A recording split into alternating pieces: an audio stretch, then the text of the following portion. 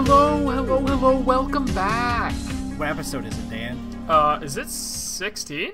It's 16, you're correct. It's episode 16 of Shack Out Back. That's the legal driving age. It can now get a license in Canada. Our frickin' podcast is growing up before our very eyes, Dan. Nice. What's the topic for this week, you topic choosing man? Topic chooser of last 2 weeks ago. I chose Mob Psycho 100. So, Jim, you finished all of Mob Psycho 100's first season? Yeah, I did. Fantastic. I'm very excited to talk about it. I am too.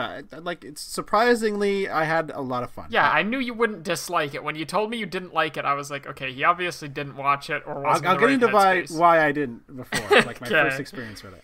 But as always, the last 15. Yeah, I'm going first. Biweekly breakdown. Yeah, Biweekly go breakdown. First. I always go first. You go first. So the audience doesn't know, but I was in isolation for 12 days. Yeah, you were going fucking mad. I was telling my friends about you. I was like, I have a friend called Jim who's been going mad over the last 2 weeks because I've been throwing my fucking shit at the walls. I was ripping out my hair and eating all the dead mice on the ground. I walked by someone at work with COVID, so they had me on isolation for 2 weeks, which I'm not complaining about. Like, I was at risk of developing COVID or whatever. It's a good thing. Yeah.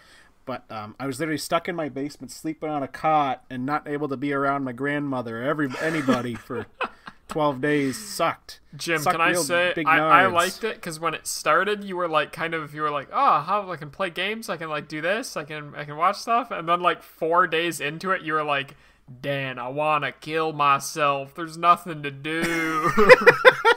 I did get some stuff done. So, Biweekly breakdown. I played all of Resident Evil 4 again. Fantastic use of your time. I spent 3 days just playing Resident Evil 4. That's a fucking awesome goddamn game. I would say it's close to being a perfect fucking game. That game's awesome as hell.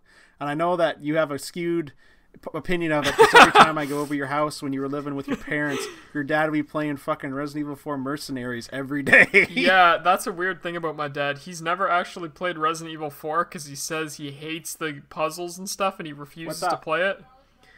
Oh, Jim's speaking to someone in the background, ladies and gentlemen. My sister's trying to give me garlic bread. I'm just recording, so I'll be up in a bit. Jim's sister's trying to give him garlic bread. So yeah, my dad's never played Resident Evil 4, like, the story or anything. You're lying. No, he's never, like, he's played it, but he never beat it or came anywhere close to it. I think he said he got as far as the castle to me, and then he probably said something like I got tired of the bullshit puzzles. Halfway. Yeah, but, no joke, he refuses to think it, but I bet he's put over 1,000 hours into playing the Mercenaries mode. Easily. If not like, more. every time I'd come upstairs, if his day was off or if he was doing something or waiting for lunch, or he used to do it, he didn't do it as much, but he used to do it before his shift at 8 a.m. in the morning. He would play fucking Mercenaries mode for Resident Evil 4, and I don't know why. Your dad did this on a PS2, and he had this, like, not to say anything bad about your dad, but he had this horrible fucking flat screen television. It was all burnt in on the edges. My parents had the same model, and my friend Ian had the same model, and it was the most disgusting plasma TV that has ever been created because the burn-in on it was horrendous. And all the edges was dark. Worst. Yeah, all the edges were really dark. Like a crumpled up piece of parchment. That fucking television. He was really good at Mercenaries, you can say that, though. He had insanely high scores in it, and it was the only game my father's really ever wanted to play or looked at playing. I told him to try and play The Last of Us, because a couple weeks ago, well, that's me boosting, not a couple weeks, probably fucking before COVID, I bet. It's just because time is a figment. He asked me, like, what other games do we have, because I think he wanted to try other games, and I told him, like, we have The Last of Us, and it runs, like, that's the base console of the PS3. I was like, it runs really well, you'll probably like it. We have, like, Call of Duty, whatever, you could play the things for this, and I'm pretty sure he started The Last of Us and played it for, like, 10 minutes and just stopped playing, so... You're playing as... It was the beginning when you play as a little girl, and he was like, I don't want to play this. He said, He said, Dan, where's the Mercenaries mode in this game? Dan, where's the zombies who speak Spanish who drop little bits of gold? Yeah. What else did you do during your 2 weeks? I played that on the Wii, and I still think the Wii version's the best because you just point at the TV and shoot. Wii games are awesome. I saw someone bring up that kind of ruins the balance of the game. Do you think that's true? No, I don't think that's true at all. It just makes the game a little bit easier. Yeah, I can feel it. It's more immersive, too. Like, that's a stupid, shitty gamer opinion. I reread Mouse, which is a graphic novel series about Hello, you brought me garlic bread? Me and Dad are going to eat it all. So. Live garlic bread on Shack Out Back. Live garlic bread eating. Garlic bread. Fascinating. Oh, it's good garlic bread. Okay. I reread Mouse, which is... This is a bad segue, but Mouse is a book about a Holocaust survivor. And I reread that. It's a very good book. And I watched the season 4 of Castlevania. Oh, yeah. Cass and I just started that last night. We the last season? Yeah, because we were debating on either starting that or getting up to season 5 of X-Files or watching Love, Death, Robots season 2. So we kind of did Love, Death, Robots season 2, and it was meh. And then my friend Ian said it wasn't as good as the first No, season. not even slightly. I'm kind of pissed off at that. And then we watched like 6 or 7 episodes of X-Files over the last couple days, and then now we're at season 5 of that, I believe. Castlevania? No, X-Files. We like 2 episodes into Castlevania. What is it, 10 or 12 episodes or something? Yeah, it's not very long. I did it all in one night. It's quality. That's a very good show. And that's it for me for the bi-weekly breakdown. Let me eat this garlic bread. What did you do, Dan? What have I done? I started my new job at Storage Mart. I got keys for the place, so I've got all the master keys and the codes and the locks and everything. He's going to let me make an apartment in his storage unit. Yeah, I'm going to start subletting all the storage units to the Fanshawe International students and different students that go to Fanshawe. I was watching documentaries of like the like bunk bed apartments in Hong Kong. London has some of that shit here downtown for the international students. They get conned and roped into like sleeping in places with no windows. But Christ. Yeah.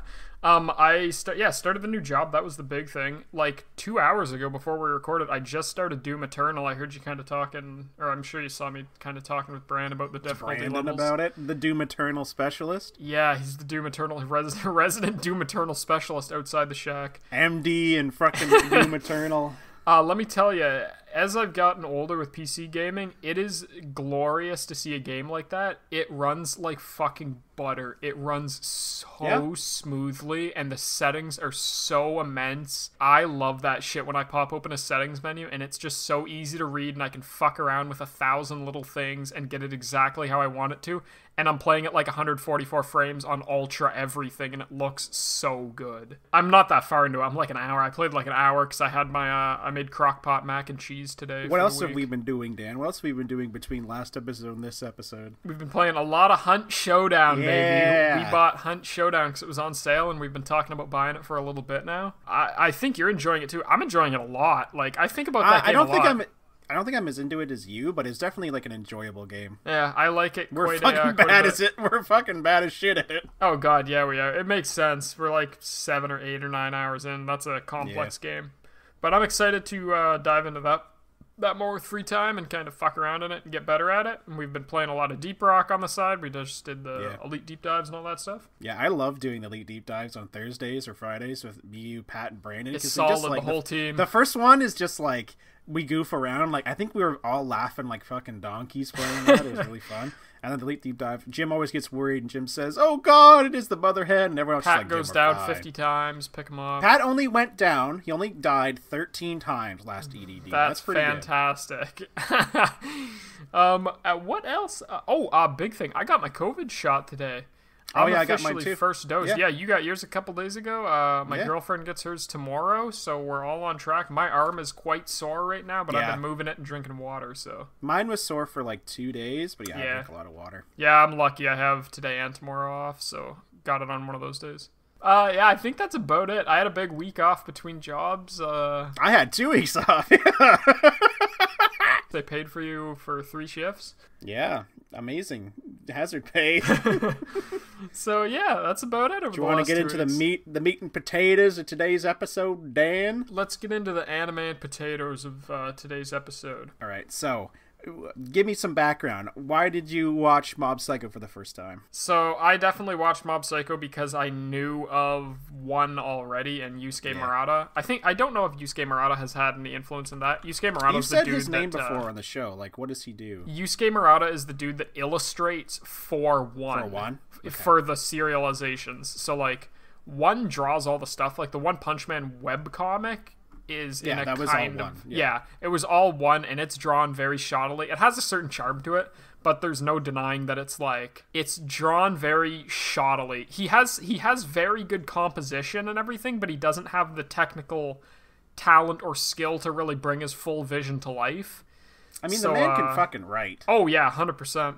So it's kind of a neat little thing. It's like a David and Goliath. They teamed up. They teamed up. Instead of killing one another, they teamed up. Yeah, exactly. So Yusuke Murata works with one to do all the like paneling and inking and everything. So it's really, really neat kind of how that works. But I don't think he has any influence in the story. Not the story, the actual manga of Mob Psycho, because Mob Psycho is serialized and released, and I really want to get it. But I believe all the art is still one's official art, which is interesting. Oh, okay. I was talking to my friend Jaden about it today, and he said that cool. He enjoyed the manga a lot more than he enjoyed the show. So, oh, really? Yeah, I didn't read it, so I don't know. I haven't read it yet either. I've heard it is quite a bit different. But yeah, I would have watched Mob Psycho because I loved One Punch Man, and I was like, well, I'm pretty certain One Punch Man fucking like this. Rules. Yeah. Yep. So that's kind of how I got influenced to it. And I had heard about it because I heard about one before, but I had forgotten that it was that it was one who did this, because the first time I watched Mob Psycho, it was when I was over at your place or something. You're like, Jim, watch Mob Psycho with me. It was probably before Dungeons and Dragons or something. Oh yes, yeah, I remember that. We watched. I still don't like the first episode that much, because you showed me the first episode, and it's so the premise of one. Tell me the premise of Mob Psycho, Dan. So the premise of Mob Psycho is it follows a young man called Shigeo Kageyama, or he's just known as Mob most of the time. And he's a middle schooler who's also an ESPer, which means he can use like telekinesis and float around and shit like that. But the main aspect of it is that he represses his emotions very deeply to the point where he's made complexes for himself, and he doesn't want to he doesn't want to kind of express emotion properly, so he bottles it all up, and then once he passes a certain point, which is his 100 like breaking value, Mob Psycho 100, he kind of unleashes. He blows up. He blows up basically in whatever emotion that he's feeling. So it's not all bad. Sometimes, lots of the time, it's bad. It's like sadness. Yeah. One was sadness, the other one was murderous. Yeah, murderous intent. So he kind of becomes a completely different person when he blows up, and it lasts a couple seconds, a couple minutes, whatever like that. But it kind of follows him as he goes across his journey growing up in middle school, not wanting to rely on psychic powers. Even though he's a god, he just doesn't really care about it. It's another, like, One Punch Man premise where the main character's a god. Superman. Yeah, exactly. Yeah, you were talking about that, and it's really true. They are the strongest beings. I think I've maybe watched a video essay or something about it. I bet I have probably picked it up from somewhere else. But it's the whole, both of the One Punch Man and Mob Psycho deal with the Superman problem, because Superman can't fucking die, and he's the best guy ever. So what he's the the fuck nicest do you write fucker about Superman? He doesn't have any problems or anything. He's just a nice guy. The way that One Punch Man deals with it is that One Punch Man is sad because he doesn't have anyone who he can fight, because he literally just punches them once and they fucking die. Like, he can't do anything. And he's supported by a lot of good supporting characters. And that whole series relies on the supporting characters to make it work. And Mob Psycho's the same. Mob is super powerful, but he doesn't want to use his powers. He just wants to be a normal ass kid. He's kind of awkward. And then this is why I didn't like it before, because we watched that first episode. The first episode of Mob Psycho is Mob and his master, who's a fake dude. He's a fake exorcism man. The fake man takes Mob to a tunnel and just fights ghosts. And I was watching that, and I'm like, I don't, this is a fun dynamic between them, but I don't want to watch a show where this is just what's going on. It doesn't give you the great premise of the overall show. That's not what it's about. No, not at all. His master takes a big part in the show. He's a major character, but there's so many good supporting characters in this show. Mob Psycho has amazing supporting characters, and if you do watch second season, you'll learn, Reagan has a lot of stuff. I love Reagan as a character. There's a lot of people you meet. Dimple is I love Dimple. Every scene with him is amazing. There's chaotic, evil Dimple. Yeah, it's basically. There's a lot of ESPers that Mob meets, especially in the second season. There's a lot of immensely strong ESPers that he meets, and enemies are always fun in this show. I would say that right off the bat, the things I like about Mob Psycho are the outlandish characters, the fun situations they get in, and the animation. The animation's so fucking good. Yeah, it's how would you describe the Yeah, how would you describe the animation? So, Mob Psycho 100's anime, or the animation, I should say, I wouldn't. It's something different. Like, the anime industry doesn't really have a lot of things like this. It uses its faces and it uses its character animation and stretching and squashing and fucking around with the frame rate. Yeah, yeah.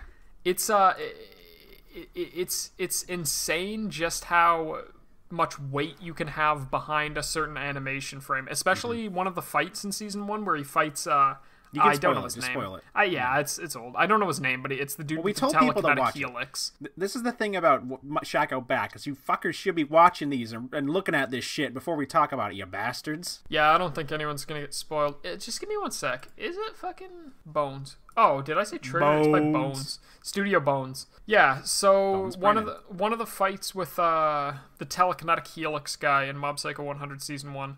I watched a YouTube video. The hoodie man? The hoodie dude. It's like season 5 or 6. I think that's where that season really takes off, is right when he meets Hanazawa, like episode 3 or 4, and then every episode after that is just fucking blonde fire. Boy. Yeah, basically. I have a problem where this isn't just with anime, but when I watch television shows, I don't remember anybody's name. Ever. Anime's hard for it too, because the names are sometimes completely different from what we know. Are used to? Yeah. I remember I watched The Borgias. Do you remember The Borgias as a show? The Borg? How do you spell that? Borgias. It was about Jeremy Irons playing a hedonistic pope that was based on real life. I didn't remember anyone's name in there, so I called them like Jeremy Irons, Longshanks McBorgia, and STD McBorgia, and a bunch of other shit. Yeah, this show looks interesting, Jim. I'm glad you followed. It's not good. Like it doesn't look. It's not good. It doesn't hold up. Yeah, what I was saying. There's a fight in season 1 where you can watch a YouTube video on it. I think it's called Frame by Frame Animation, and it talks about how much the characters just stretch and warp during that fight, and it gives them such a sense of weight and power throughout that entire fight. Mm-hmm. As well as they do something really interesting, which is fuck with the frame rate of the actual fight. Do they? Yeah, so there's a part where he breaks through Mob's barrier, and they screw up it's on purpose. They mess with the frame rate to an extent so it looks like it lasts for longer. Do they animate on 2s or something? Like, I think so. About animation. Yeah. But they kind of mess with it so it looks like it has a lot of weight, and it takes a second to actually crack through everything. What was I going to say? You know what it reminded me of? Was the Ripping Friends. You ever watch that? The Ripping Friends. That sounds more familiar than whatever the hell you just said. Yes, I do know this. It's like Ren and Stimpy-esque. Yeah, it reminded me of like the Ripping Friends and Ren and Stimpy and shit. It was very like, it's not a very that animation style isn't very pretty. So it's kind of like Mob Psycho, because Mob Psycho, there's a lot of grotesque shit. There's a lot of people who are not conventionally attractive. The butt chin man. There's a lot of people who are just, I'm pretty sure in the first episode, the client that he meets, her face is so grotesque, he asks if the spirit is causing that. All the characters, even Blonde Boy, okay? When Mob fights the Blonde Boy, whatever his name is, what's his name? Hanazawa Teruki. Yeah, okay. When he fights him, like, his face, like, he gets mad, his face, contorts and totally fucking changes. Especially when Mob blows all his freaking hair off with a knife. He just turns into, like, a grotesque, like, weird-looking creature, and then he's just back to normal. Yeah. That happens a lot in this show. And that happened a lot in Ripping Friends and Ren and Stimpy, too, where they just, like, totally change what they look like based on what they were feeling. That fight you're talking about, they mess around with people's faces a lot. Because Mob blows off all Hanazawa's hair, and it's a thing that's kind of hard to do in anime because it doesn't really have a counterpart in Western culture. They talk about he thinks Mob is thinking of him as an Ochimusa, which is like a samurai dude with a shaved middle head and long hair on the sides. So it's one of those things that doesn't really translate that well. It felt like there was a lot of like cultural differences. There's a lot of stuff like that in this show where it's like you can tell that the name might have maybe made more sense if it's in Japanese, and you just kind of have to think of it like that. Especially the last episode of the series, or the season 1, there's a fight, the last bit is like they're trying to find this mythical monster that's a big fat snake. Tsuchinoko, yes. The only reason why I knew what it was, like, Metal Gear Solid. Like, no, there's a Pokemon based on it called Dunsparce. Really? Yeah, look up Dunsparce.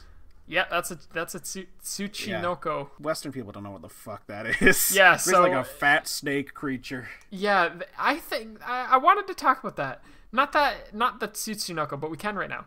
That episode, the last episode of the series, and I think it's just another thing that makes this show have a very weird feel to it. The last episode of the series isn't titled like because if they finish the fight, it's a huge climactic episode. But the last episode, the last bit of the first season was Mob's brother starts to develop psychic powers, and Mob's brother's always been jealous of Mob because he has psychic powers, but he's such like a demure, unconfident person that he kind of like clashes with his brother, and his brother finally gets them. He gets captured by this organization that's trying to like elicit powers into other people, and then basically at the end, Mob fights like this team, this board of like people with ESP who are really powerful, but Mob's like a fucking god. So he just like destroys them. So huge climactic episode, and you'd think the episode title would correlate, but the episode title is just called Mob and Reagan Hunt for the Tsuchinoko, and that's and it's the last 4 minutes of the episode. The episode title card pops up in the last 4 minutes, and then they hunt for that animal, and it's a did you know it was in Metal Gear Solid? That creature? That creature. No. What Metal Gear Solid game is that in? I think it's in the newest one, 5. Metal Gear, or I guess not the newest one, but 5. No idea. So the Tsuchinoko is like a cryptid in Japan. It's never really made its way over here for whatever reason. Fat snake. Yeah, it's literally just a snake that's really short and stubby, and he's like flat to the ground in the middle. I don't know anything mythical about it, but it was in Metal Gear Solid 5 as a thing you could find and hunt, and if you like brought it back to your base, someone would say that you found the Tsuchinoko. It's kind of weird. It's just one of those things, again, it's just like a weird Japanese thing that never made its way here for whatever reason. The show is very playful. It plays with lots of stuff. Yeah, also colorful. I love this show is amazing to watch. The color palette's amazing. It kind of reminds me in some aspects, especially with the ESP powers, of how the JoJo's Bizarre Adventure series is animated. JoJo's Bizarre Adventure, the creator, has gone on record basically saying that no characters have canonical color palettes. They kind of change depending on what the character feels like. Like a mood ring. Yeah, so there are some, like, especially with figures and stuff, you'll see it if you ever get any I'm sure. If you ever get any figures or anything, you'll see, not you, me. You'll see characters that are sometimes, like, canonically to people, they're drawn, like, let's say blue and red, but you'll find figures of them that are, like, light pink and orange and dark green and purple and just weird shit like that, and they're all technically canon. That's fun. So that's like Afro Samurai, where the guy was like, you could have your own canon, who gives a fuck? Yeah, basically it's like anyone can think of anything. But did you know, I didn't watch it and I wanted to, but I sat through about 20 minutes of it and I said, yeah, I can't do this anymore. The Mob Psycho series has a live action series. Oh, does it? Yeah, and it's not good. That sounds like a bad idea. Yeah, that sounds like worse great. Than Sweet Home. That sounds like a shitty fucking idea. Did you watch that yet, by the way? God, no, I haven't. Maybe Cass and I will soon. Do it. Do it tonight. Do it tonight and report back for the next fucking bi-weekly breakdown. Don't make that the topic. So, yeah, Mob Psycho has a live action series, which... Is it like Mob Psycho on ice? Is it something like that? No, they do have a stage play as well. Don't get me started on that. They do have a stage play as well. I don't think it did very well. The live action thing did even worse. The live action series kind of follows the exact same format and plot. I don't know how far they got in their first season because it's truly god-awful. Like, Japanese studios think that people want that for some reason. I don't know any that have successfully done it, like making anime live action. Yeah, move from anime to live action. Full Metal Alchemist has stuff. Death Note obviously had the English. That was really bad. That was awful. So Mob Psycho did it, and they changed a lot of shit, and they changed a lot of joke punchlines, and a lot of stuff that just doesn't make sense why you would change, and you watch it and it's like, why even make this? It was exactly like Sweet Home. Yeah. I watched the first episode of I told you this before, but I watched the first episode of Sweet Home and they played like an Imagine Dragons song. They played Radioactive as they fought an epic Radioactive! That's... Sorry if you like that band, everybody, but I fucking don't. Do they still make music? Imagine not. Dragons? You mean they're still making commercial music? They were okay. They're an okay band. They're not egregious or anything. That guy, the head singer or whatever, the guy who sings Radioactive, his wife is in a band I actually like called Nico Vega, and he helps them write songs. What? Yeah, did you not know that? His wife is she singer, Nico Vega? Nico Vega. Well, that's not her name. That's her She's name. The lead singer of the band. Yeah. That's weird. Wow. 7 Degrees of Kevin Bacon, or whatever the fuck that's called. What are you talking about? What? I don't know. People related. People know each other, Dan. Oh, that's actually a thing. 7 Degrees of Kevin Bacon. What does that mean? It means like you're only like that. No, it's like you're only a few people away from knowing everyone on Earth. So you're only like a few. I know a guy who knows Kevin Bacon. That's basically what it is. I don't think I would know anyone who would know anyone that would know Kevin Bacon. Well, maybe you know someone who knows someone who knows someone who knows someone who knows Kevin Bacon. Kevin Bacon was in Tremors, right? Yeah. Nice. I love those movies. That's a good movie. Me and Cass have watched all of them. Okay, that was the worst tangent we have ever been on. Back to Mob Psycho. Just reaming off some of the stuff I like about this show. The plot is not predictable at all. Yeah, no. Christ, no, not at all.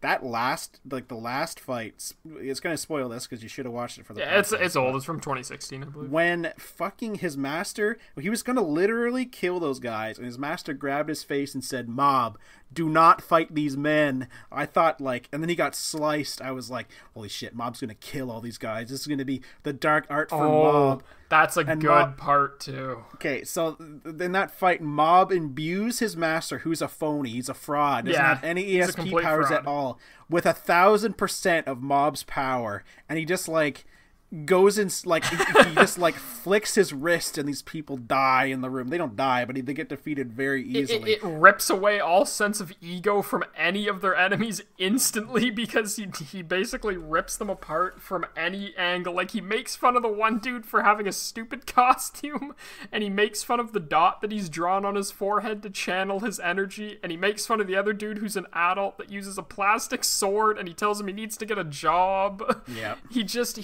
ruins their sense of self, and that's what a lot of the fights result in this show from. They all flow into basically Mob just being a better person and telling them that they just need to understand that they need to be better people too. All of the villains in Mob Psycho are all about them feeling superior to other people. Yeah. Which is not what Mob feels like at all. Not at all. Mob has a inferiority complex, which isn't good, but he also tells people you're not as good, just because you have telekinesis doesn't mean you're better than anybody else on this planet. You're just a fucking person, dude. You're just a normal guy.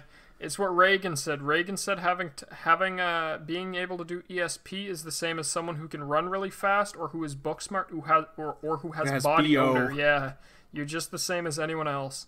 But yeah, all the villains basically think that they are the strongest person and they should be treated different or special. They're more like children than Mob is. Exactly. And talking about Reagan for one sec, I absolutely love that they chose to not even give him... Because his brother gets powers. Mob's brother gets powers, Ritsu. Yeah.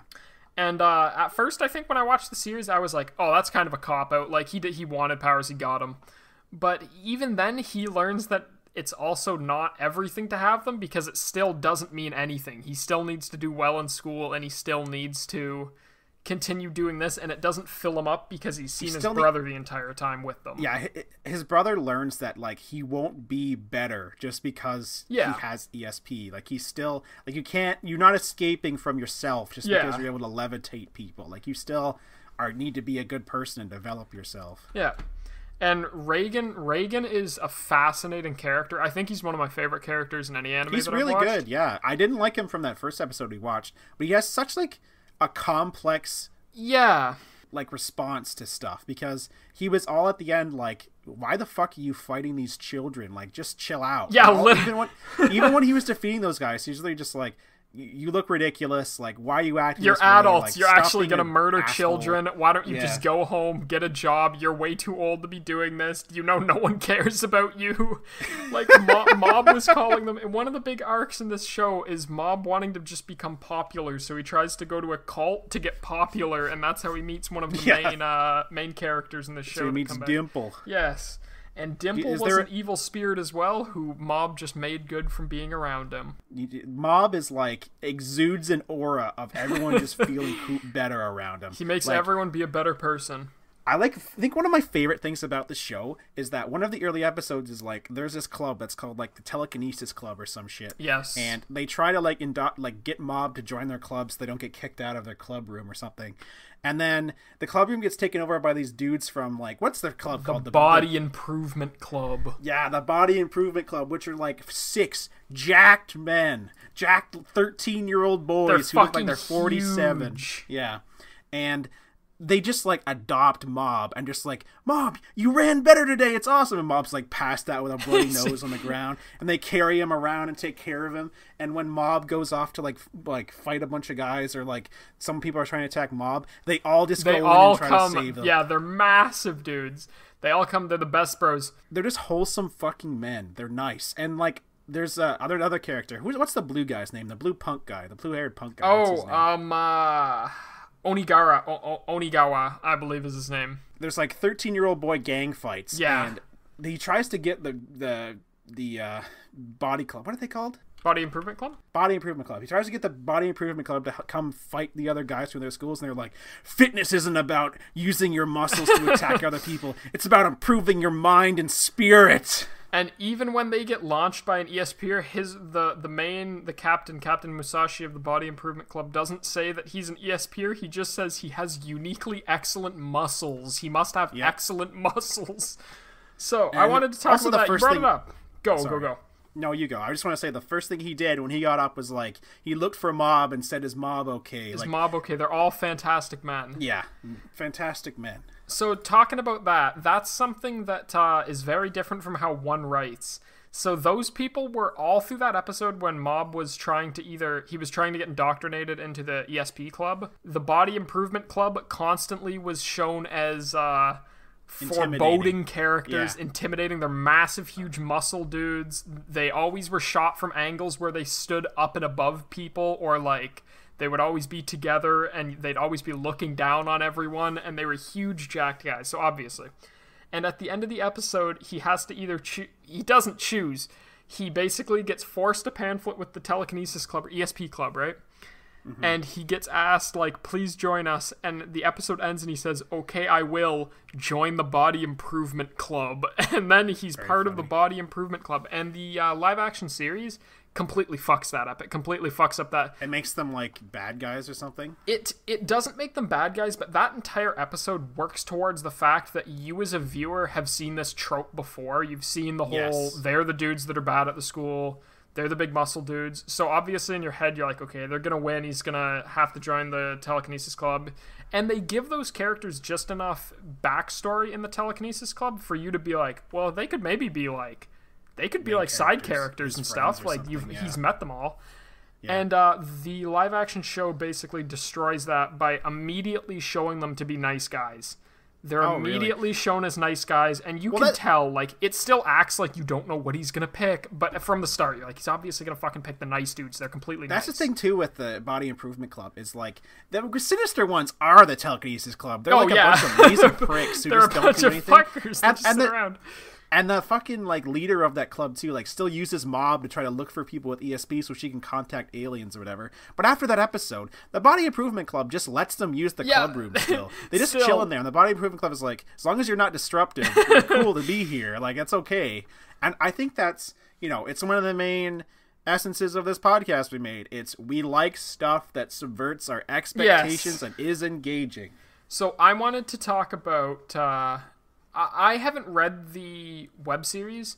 I do know a little bit about how it ends regarding Mob's loves Tsubomi, that girl who's barely in the first season. Yes, so it's his childhood friend, and he's always working towards being nicer for her and like he works out for her because he knows that she likes guys that work out and stuff. Yeah, and they were really good friends as children, and essentially the story goes that she just got bored, as anyone would. She got bored with him. All his personality was psychic powers. So she got bored and started following like jocks and stuff like that, and dudes that were good at sports or good at school and everything. Every character trait that he gathers on is kind of backed up by the fact that, like, this will make other people like me, and maybe I'll ask out Tsubomi. Yeah.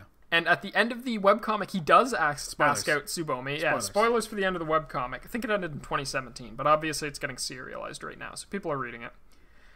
He asks out Tsubomi at the end of the webcomic, and it's like one of the last pages, and she denies him straight up. She rejects him. Good. And it makes perfect sense, because they're completely different people. Like, Mob has always had this aspect of her in his head, but she's not thought the same of him. She's a completely different person. He hasn't been with her. I read this book. It's called East of Eden. It's a very famous book. East of Eden? Wasn't there a game East of Eden? No. Are you sure?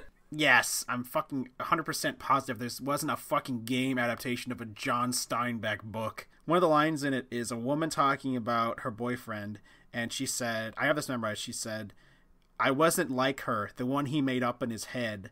I tried to be like her. It's the same thing. I tried to be like her, and I tried to model my life around her, but I wasn't her in the end. And it's this whole thing of what you're expecting out of a relationship with someone, even a friendship, right? What you're expecting about a relationship with someone and how you present yourself versus how people actually are, how people actually feel inside. Yeah, I just think that's an amazing ending, because he didn't.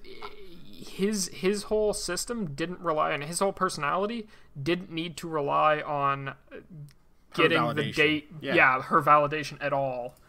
But that's a good thing to teach people. Yeah, it's an awesome way to end that. And one's amazing with that. I am very excited when I can go out and buy all the manga of Mob Psycho 100, because I 100% am. I'm just waiting for Neo Tokyo to open back up so I can go there and support there. That's a good shot. Yeah, Mob Psycho Season 2 came out, and I think you're going to watch it. I just started watching it again. I'm going to try to get through it, because I did the 2 you weeks have free of Oh Crunchyroll. yeah, you're probably running. I'm not paying for it, because the Crunchyroll website fucking sucks. Yeah, you were telling me you hate Crunchyroll's website. It's one of the worst streaming. Like, I watch Shudder, right? And I'm talking about Shudder before. Shudder isn't set up that well. Like, it's not a very good site. Yeah, it's passable. Crunchyroll is fucking shit. I don't think it's bad. I don't think it's worse than Amazon Prime. No, I think Amazon Prime's worse. I don't know. I don't use Amazon Prime, but Crunchyroll looks like YouTube from 2006. It looks like crap. Let me see. You were watching it on the computer, right? Yeah, just literally in a web browser. Yeah, it does still have that old aspect ratio too. Yeah. Yikes. Looks bad. But yeah, not great. I mean, do you have any other recommendations, like anime series for people to watch right now? Because I really, really, really like Mob Psycho. It's a fucking good ass show. So if you like Mob Psycho and it's a very character-driven story with fantastic animation, I would obviously say watch One Punch Man. You probably have if you know about Mob Psycho. I haven't watched the second season. It's not great. People say it's not great. Yeah. It's just because a different studio picked it up. First is easily worth a watch. And if you like character-driven shows, right now it's still airing, and I've brought it up multiple times, but I'm going to sing its praises because I really want it to do well, is Odd Taxi. It's like 8 episodes into its 13-episode run or something like that, and it's just, it's a very adult anime show. There's no children characters, it's focused on adult characters and what they go through and what's happening with them in their life, and how you might repress feelings and try to hide things from people, and how everyone might not be that great. Again, that sounds good. It sounds like a show like Mob Psycho about the complex, interactions between emotions and our thoughts and all that stuff, and what we should and should not be doing. Okay, and then here's another one. This one is not something like that.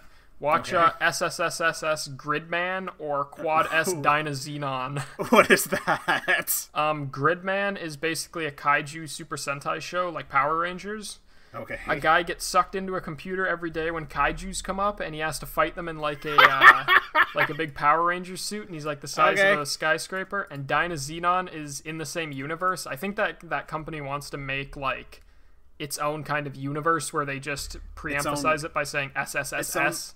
Legend Pictures fucking kaiju film series. Its own dark cinematic universe, if you will. Like The Mummy. So, yeah, Dynazenon's about all these people who have different parts to this big mechazoid thing, and they can combine to make Dynazenon, and it's I'm going to say, Dan, fun. I'm not going to watch that. Jim, why, Dan? That's that anime stuff that I'm like, not for Jim. Not for Jim. I can feel that. I rewatched, yeah, that doesn't look like it's for me. I rewatched My Neighbor Totoro with my friend a few days ago. Oh, yeah. Fucking awesome show. I love those Ghibli movies, especially My Neighbor Totoro, because there is no antagonist in My Neighbor Totoro. It's literally just like two kids like going on adventures, like walking around the woods, having fun, talking to their friends. There's no horrible, evil version of Totoro that wants to take away the woods and eat them. Yeah, I like older anime movies like that, and especially Studio Ghibli stuff. That's just nice. I don't watch enough shows like that where it's just like a nice ass time. Yeah, and I didn't like Totoro as much as I thought I would, but at the end of the day, I'm not the target demographic. It's definitely for younger kids because it is truly it's definitely for children. Not much happens in it, but it's one of those shows that's made for playing and imagination. Like after you watch that movie as a kid, you can imagine reenacting scenes from it and imagining like looking out into the rain and seeing him walking around and looking around the woods behind your house and seeing all that stuff. Yeah. It was nice. It was a nice, refreshing thing to watch, like when I was in isolation, like over Discord with my friend. Delectable, My Neighbor Totoro. Eh? There's a bunch of really good Studio Ghibli shit that I still. They're all good. I haven't watched the Moving Howl's Castle. Moving Castle. Me neither. I haven't watched that one. My favorite that I've watched so far is fucking Princess Mononoke. Is that what it's called? Princess Mononoke. I love that. I don't know if that one's my favorite. I like Spirited Away a lot, but I only watched it once. I also like Nausicaa and the Valley of the Wind, but I don't know if that was good too. Yes, it is. What are your final thoughts on Mob Psycho 100? I think Mob Psycho 100 has a lot to describe about characters and about relationships with people. It's good character behind the flashy animation. Yeah. My final thoughts on Mob Psycho 100? Watch it. Watch it. That's it. Simple watch it. All right. So we're winding down episode 16. No surprises for next week. Oil lamps being turned down. Yeah, we're starting to nail shut the shutters in the shack. We're getting ready for another windy night together. I'm kind of scared of your topic. 1930 like butt flat pajamas. We're sitting together in the shack. You know what my next topic's going to be because it's been on my mind. So tell me, I have no clue what it could be. It's going to be Dungeons and Dragons. It's going to be pen and paper RPGs, Dan. That's a really, really good one. I don't know why I didn't think about that earlier. Because I'm going on another walk with another friend tonight, and then I have to come back and do my prep for tomorrow because I have D&D in the morning. So to preface it, are we talking about all pen and paper RPGs? Yeah, we'll talk about... I want to talk about, like, us. Like, you were my first dungeon master. I want to talk about a little bit about our first campaign we did and a few other things. I want to talk about 5e for a good chunk of it, but then I want to talk about, like, Mothership. Pathfinder Kingmaker. Yeah, I want to talk about video games that use pen and paper rules. Yeah, we're playing that too. Cool, I'm excited for that one. That sounds great. Yeah, how do you want to take us out here, Dan? I've kind of been looking at. Do you know who Frankie McDonald is, Jim? Just fade away on me. Frankie McDonald is a dude from Nova Scotia, Canada, who just yells online every day about the weather and stuff, and he'll take pictures of himself. I believe he wants to be a weatherman. He's definitely mentally handicapped, but he's the sweetest gentleman I've ever seen. All he posts is about the weather. Did you know that David Lynch has been doing a daily weather report for told me 15 years? We're fading out on the weather tonight in the thing, and he does that every day. David Lynch. All right. Good night, everybody. Good night, everyone. Good night, David Lynch. Good night, darling. Goodbye, Jim. Bye-bye. Good night, Dan. Good night, everybody. Yeah, it's like September 18th, and I need to rebook it for one day in the future because it's on the very last day that we're in Alberta. So. Oh, you're going to Alberta? Yeah, we're going to Alberta for a week. Or for, a week. Freaking big britch, man. So it should be good. We're staying at a Airbnb place. I think it's outside of Dead Man's Flats or right in Canmore. What the fuck is Dead Man's Flats? Dead Man's Flats. Are you going to like meet your mortal enemy and have a gun down in the middle of the street? Dead Man's Flats. When we were looking at BC, I didn't want to stay in Whistler or anything like that. No, because like. I don't want to stay in a little commune, like a little community area, if I'm not going to go there for the hike or for the skiing and shit, because I'm not about that. Yeah. So I was like, I kind of want to be everywhere where I can get to a bunch of things. So we were looking at Canmore, and then Dead Man's Flats is like 20 minutes outside of Canmore, and the prices drop to like pennies compared to what they are in Canmore. That's nice. Yeah. So and I like the name. Dead Man Flats. It's like nothing. It's like a strip off the highway. There's like I want to retire there. I want to retire there and sit in a fucking like dusty ass shack, just soothsay on my porch.